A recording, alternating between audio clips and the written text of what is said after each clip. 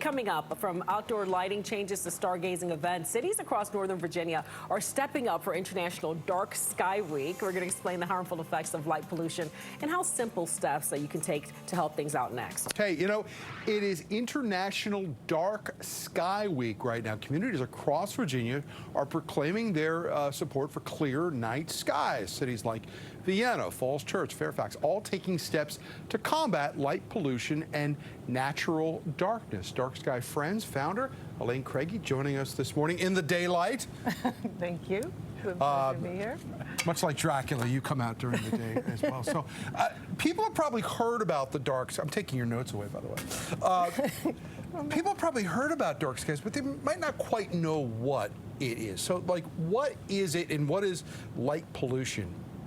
Well, light pollution is the excessive, inappropriate, and intrusive use of artificial light at night. All right, so to give people an example, are we talking about, like, you know, supermarket parking lots that have got the light blazing, lights up the whole area? What does that do? It blots out the view of the night sky and creates sky glow, but it also has impacts on air health, human health, wildlife, insects, plants, and of course we're wasting enormous amounts of energy. But the good news is you can have both if you put a little thought into it, that, you know, there's some planning that goes with it. So what kinds of things do dark sky advocates tell people about and maybe get designers to work into the things that they build and they turn on?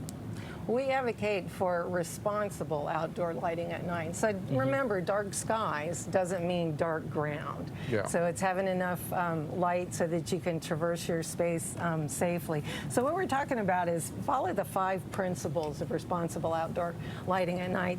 First off, find out what's the purpose for the light. Do you need it?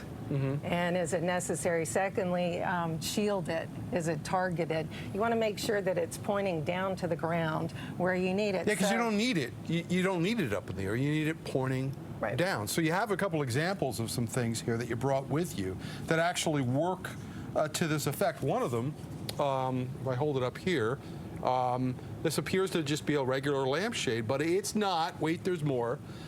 It's got this foil inside. So what does this do?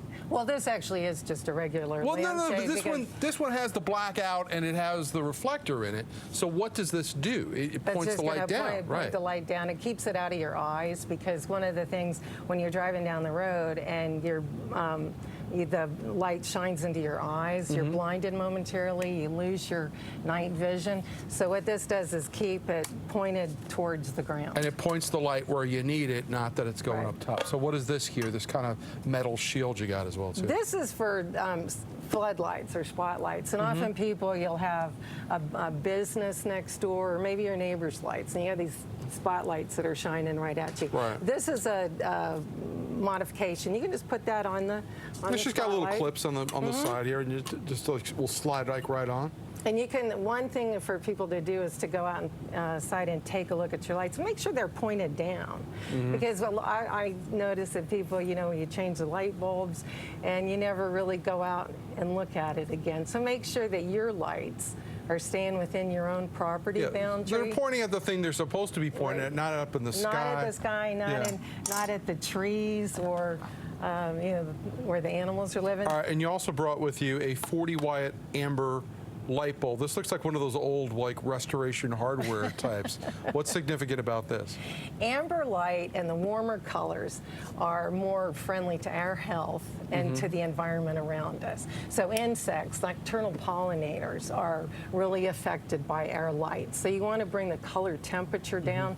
So I know when I go to look for a light bulb, I get a headache because there's so many choices. Well, yeah, the display lights you up like this. What you want to look for are kelvins, is the color temperature. So you want to keep those low. And also the lumens, that's the brightness of it. What do you think about our lights here? Oh, I love them, Dura. You do?